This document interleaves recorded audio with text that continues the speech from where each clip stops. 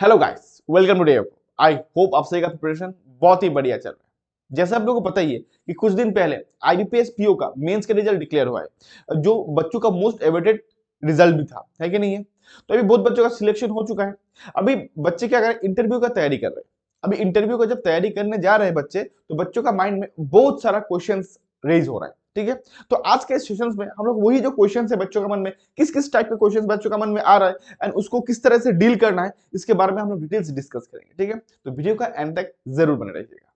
तो चलिए शुरू करते हैं। अभी देखिए, जब बच्चे इंटरव्यू का प्रिपरेशन शुरू करने जाते हैं तो इंटरव्यू का प्रिपरेशन कैसे करें, यही समझ में नहीं आ रहा है। क्योंकि उनमें बहुत सारे बच्चे ऐसे हैं जो टोटली न्यू है। वो बच्चे ने कभी भी कोई भी इंटरव्यू अपियर किया ही नहीं, तो बच्चों को यही नहीं पता कि कहां से कैसे करें। ठीक है, उसके बाद सेकेंड जो क्वेश्चन बच्चों का माइंड में चल रहा है, ये जो बच्चे न्यू है उनका भी होता है, जो बच्चे एक दो बार इंटरव्यू अपियर कर चुके हैं उनके भी माइंड में ये क्वेश्चन होता है कि सर अगर मैं सेल्फ स्टडी करता हूं तो इंटरव्यू क्लियर करना पॉसिबल है क्या। अगर मैं बोलता हूं हाँ है, तो बच्चों का कहना होगा सर कहां से करें।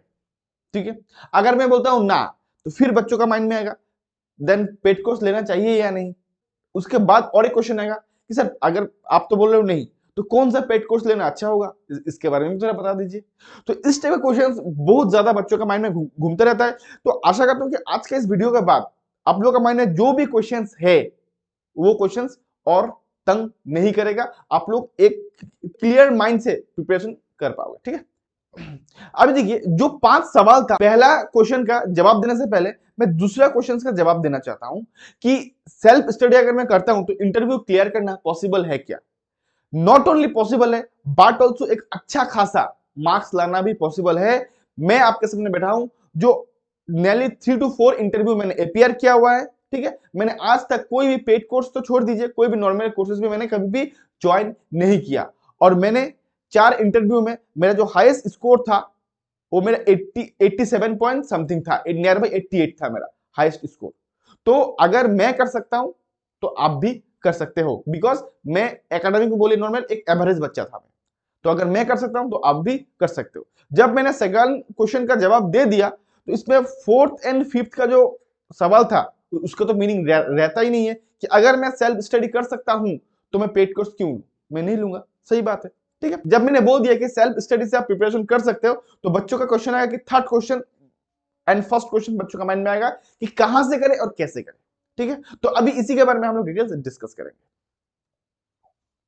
अभी देखिए, इंटरव्यू का प्रिपरेशन कहां से और किस तरह स्टार्ट करने से करें, ये जानने से पहले फर्स्ट कुछ टिप्स आप ले लीजिए, जो अगर आप एक न्यू बच्चे हो, फ्रेशर हो, आपके लिए तो बहुत ज्यादा जरूरी है। लेकिन अगर आप एक दो बार इंटरव्यू ऑलरेडी अपियर कर चुके हैं, आप एक एक्सपीरियंस होल्डर हो, स्टिल ये टिप्स आप लोगों का बहुत ही ज्यादा इंपॉर्टेंट होगा। फर्स्ट, कि जब भी आप कोई भी इंटरव्यू देने जाते हो, आपका जो ड्रेसिंग सेंस होता है ना, वो बहुत ज्यादा मायने रखता है। बहुत बच्चे क्या सोचते हैं कि ड्रेसिंग से क्या होगा, मैं अच्छे तरीके से बोलूंगा, अच्छा तरीके से आंसर दूंगा, मैं अच्छा प्रिपरेशन है मेरा, हो जाएगा। ऐसा बात नहीं है। देखिए, ड्रेसिंग सेंस एक बहुत ही ज्यादा इंपॉर्टेंट रोल प्ले करता है। मान लीजिए कि अगर आप कोई भी पार्टी में जाते हो, किसी बर्थडे का या किसी शादी का, अगर आपका गेटअप अच्छा नहीं है तो क्या होगा, आपसे उस पार्टी में लोग उतना वैल्यू नहीं देंगे। सेम चीजें अप्लाई होता है इंटरव्यू में। अगर आप एक अच्छे तरीके से ड्रेसिंग सेंस आपका नहीं है तो वो कहीं ना कहीं एक पॉजिटिव इंपैक्ट क्रिएट नहीं कर पाएगा इनिशियल स्टेज पे। तो ये चीजों के ऊपर थोड़ा सा फोकस जरूर कीजिएगा। दूसरा, आपसे जितना पूछा जाए उतना का ही जवाब दीजिए, बड़ा एक्सेस बोलने का कोशिश मत कीजिए। इसके अगर सिंपल सा एग्जांपल दूं, कि जब भी आप इंटरव्यू अपियर करने जाते हो, आपसे फर्स्ट क्वेश्चन पूछते हैं कि सेल्फ इंट्रोडक्शन। अभी सेल्फ इंट्रोडक्शन जब आपसे पूछते हैं तब आपको क्या बोलना है, आपका नाम, ठीक है, आप कहां से बिलोंग करते हो, एंड आपका एकेडमिक बैकग्राउंड कहां से, आपने कहां से अपना स्कूलिंग किया है, ग्रेजुएशन पास आउट हुआ, उसके बारे में। उसके साथ साथ आप अपना हॉबी ये इंक्लूड कर सकते हो। अगर आपका कोई भी ऐसा पर्टिकुलर हॉबी नहीं है तो आप अपने स्ट्रेंथ को यहाँ पे इंक्लूड कर सकते हो। इतना तक सिंपल से ही आप अपना इंट्रोडक्शन का रख सकते हो। लेकिन बच्चे यहाँ पे क्या करते हैं, ये चीजें बोलने के साथ साथ उसका वीकनेस क्या है, उनका मम्मी क्या करता है, पापा क्या करता है, भाई बहन क्या करता है, सारा कुछ इंक्लूड कर देता है, जो कहीं ना कहीं पे एक बोर हो जाता है, लेंदी हो जाता है। तो ये चीजें आपको नहीं करना है। मैं ये नहीं बोल रहा हूं कि उनका बारे में मत बोलिए, उनका बारे में बोलिए, लेकिन पूछने तो दीजिए। अगर आप उनको बिना मेहनत करवाई सारा कुछ आप बोल दे रहे हो तो कहां से होगा, वो मजा नहीं आता है। और उसमें क्या होगा ना, आपको नंबर नहीं मिलेगा। आपको लगेगा कि मैंने सारा क्वेश्चंस का आंसर दिया है लेकिन मुझे तो नंबर ही नहीं मिला। नंबर मिलेगा कहाँ? आपसे पूछा कुछ और गया था, आपने जवाब तो उसका दिया लेकिन साथ ही साथ बहुत सारा एक्स्ट्रा आपने नॉलेज भी आपने दे दिया, जो मजा नहीं आया। थर्ड क्वेश्चन, थर्ड जो टिप्स है, कोई भी अगर इवेंट, कोई भी चीजों का अगर आप कोई भी चीजें बोल रहे हो, मान लीजिए कि आपसे ये पूछा जा रहा है कि आप बैंकिंग क्यों ज्वाइन करना चाहते हो, जो बहुत ज्यादा कॉमन क्वेश्चन है कि आप बैंकिंग ही क्यों ज्वाइन करना चाहते हो, तो बच्चे क्या करते हैं ना, इसमें बहुत ज्यादा बढ़ा चढ़ा के एक्स्ट्रा बोल देते हैं। मतलब उनको लगता है कि अगर मैं बोल दूंगा तो वो मुझे नौकरी दे देंगे। वैसा बात नहीं है। आप वही बोलिए जो बोलने के बाद आप जस्टिफाई कर पाओ। एक बात याद रखिएगा कि वहां पे जो पैनल मेंबर्स होते हैं, यूजुअली 5 पैनल मेंबर्स होते हैं, तो उनको ये इंटरव्यू लेने का एक्सपीरियंस बहुत ज्यादा है। माइट बी आप पहला या दूसरा या तीसरा इंटरव्यू आपका है, लेकिन उन्होंने कई सारा इंटरव्यू ले चुका है।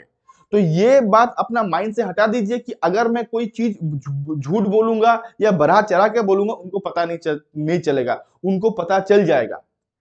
तो चीजों को उतना ही बोलिए जितना आप जस्टिफाई कर पाओ और इसी तरह चीजों को एक्सप्लेन कीजिए। ठीक है, तो ये था सिंपल सा टिप, ड्रेसिंग सेंस और आंसर किस तरह आपको डिलीवर करना है।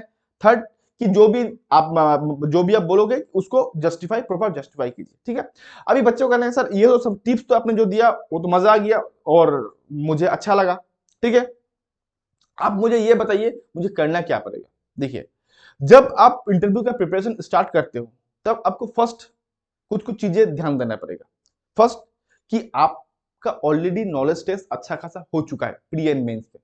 अभी यहाँ पे नॉलेज टेस्ट से ज्यादा आपका बॉडी लैंग्वेज, आपका एटीट्यूड, आपका बिहेवियर, आपका way of talking and way of delivered, आप अपना पेशेंस, आपका अंदर पेशेंस लेवल कितना है, सेल्फ कॉन्फिडेंस कितना है, ये चीजों का ही टेस्ट मेनली होता है। मैं ये नहीं कह रहा हूँ नॉलेज का टेस्ट नहीं होता है, नॉलेज का भी टेस्ट होता है, लेकिन नॉलेज का टेस्ट ऑलरेडी हो चुका है। आपका जो चीजें मैं बोला उसका टेस्ट अभी तक हुआ नहीं है, तो ये इंटरव्यू होगा वो मेनली फोकस होता है उसी चीजों के ऊपर ही। तो फर्स्ट आपको क्या क्या करना पड़ेगा, ये चीजों के ऊपर, अपना बॉडी लैंग्वेज के ऊपर थोड़ा काम करना पड़ेगा। फर्स्ट, बॉडी लैंग्वेज के ऊपर काम करना पड़ेगा। ठीक है, फर्स्ट। सेकेंड, आप जो भी एरिया से बिलोंग करते हो, ठीक है, जो भी स्टेट से बिलोंग करते हो, जो भी एरिया से बिलोंग करते हो, उस एरिया का सराउंडिंग्स क्या क्या चीजें है, कोई फेमस पर्सनैलिटी है क्या, उसके बारे में जानिए। कोई न्यूली प्रोजेक्ट वहां पे स्टार्ट हुआ है उसके बारे में जानिए। कोई नेशनल पार्क आ रहा है उसके बारे में जानिए। कोई फेमस प्लेसेस है उसके बारे में जानिए। कोई फेमस पर्सनैलिटी है उसके बारे में जानिए। कोई अगर मान लीजिए कि कोई टेम्पल है उसके बारे में जानिए। ईच एंड एवरीथिंग, आपका सराउंडिंग्स का सब कुछ आपको जानना पड़ेगा ही पड़ेगा। वो बोलते हैं ना कि अगर आप खुद के घर के बारे में ही आपको नहीं पता तो बाहर का दुनिया के बारे में आपको क्या पता होगा। तो ये चीज आप ध्यान जरूर दीजिएगा।